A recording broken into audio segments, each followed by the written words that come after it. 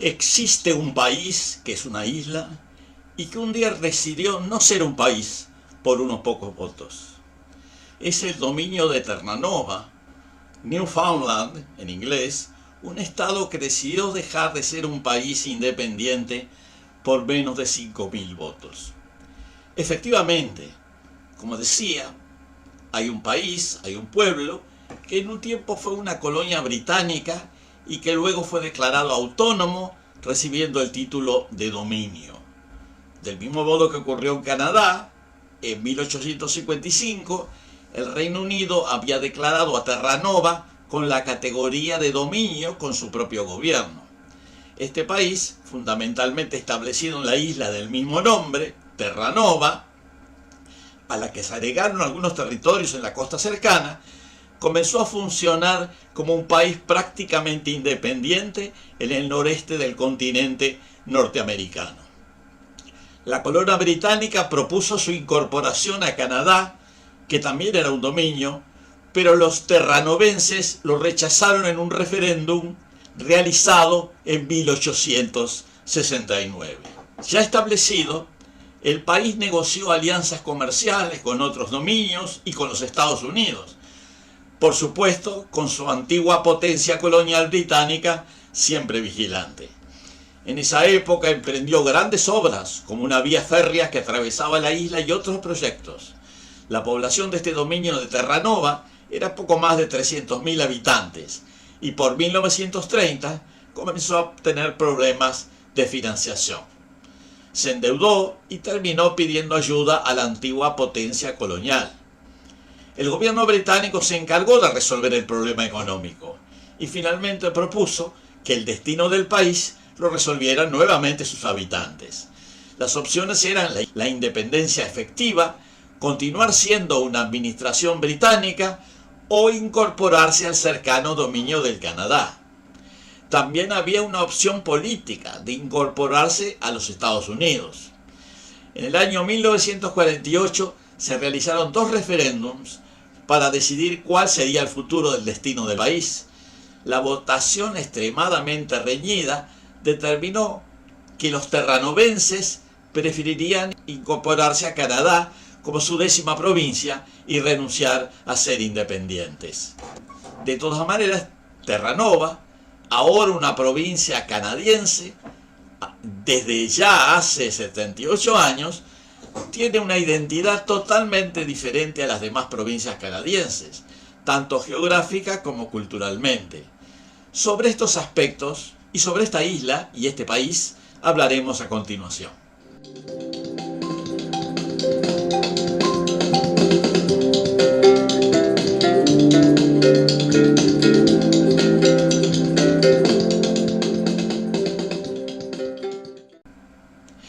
En primer lugar, señalemos que Terranova es sobre todo una isla de regular tamaño. Con sus 108.000 kilómetros cuadrados, es más grande que varios países europeos como Austria y Hungría y tiene aproximadamente el mismo tamaño que Cuba y Guatemala.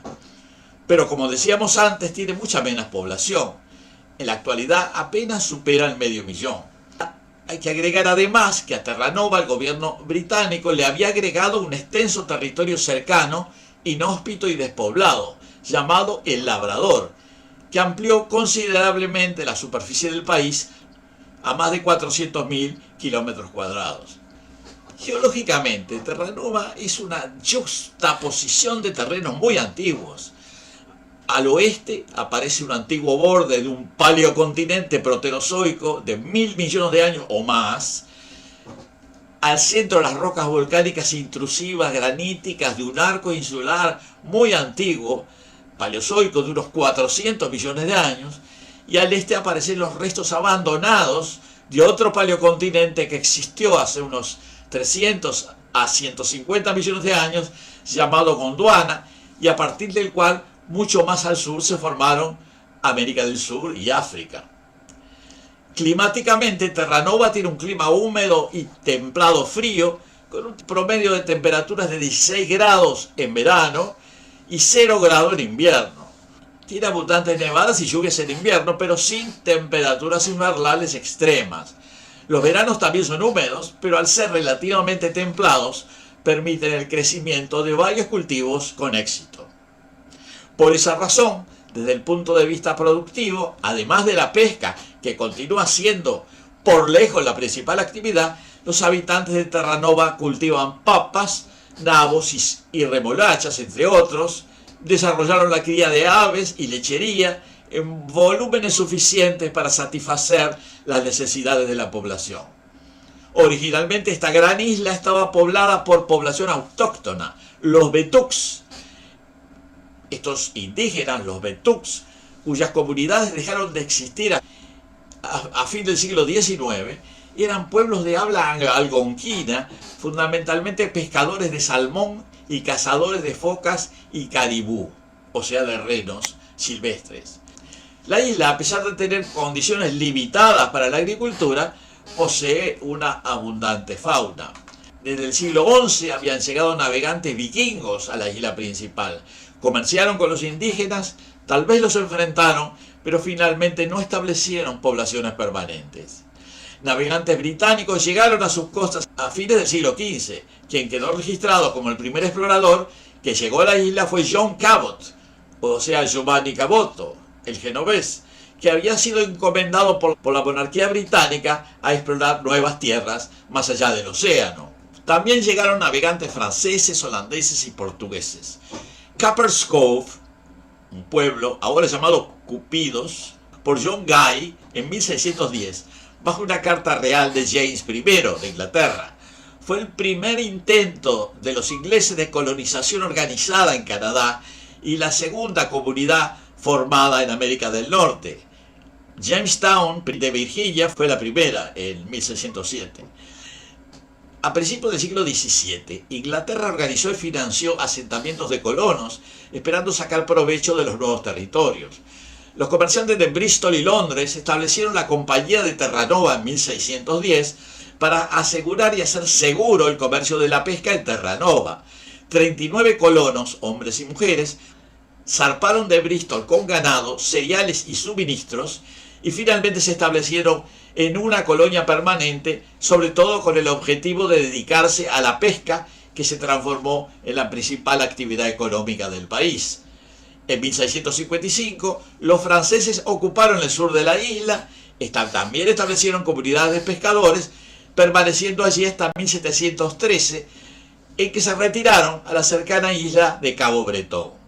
A partir de esa fecha, toda la isla quedó bajo poder británico nuevamente. En esa nueva situación, continuaron estableciéndose nuevas comunidades, sobre todo pesqueras, y la colonia británica se desarrolló hasta formar una población relativamente numerosa, con una incipiente flota pesquera, comercio activo con Gran Bretaña, el gobierno de Lower Canada y los Estados Unidos.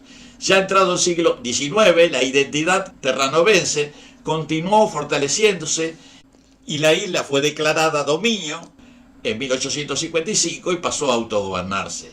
Esta situación continuó hasta 1933, en que una crisis económica llevó a solicitar la reinstalación de una administración británica que finalmente llegó a su fin con el referéndum de 1948, en que la población decidió incorporarse a Canadá. Hoy, Terranova, Newfoundland, como la llaman en inglés, o Terre-Neuve, como la llaman en francés, es la provincia más oriental de Canadá y del continente norteamericano. Es la provincia que está más cerca de Europa y con similares características ambientales y humanas de otros pueblos existentes del otro lado del océano.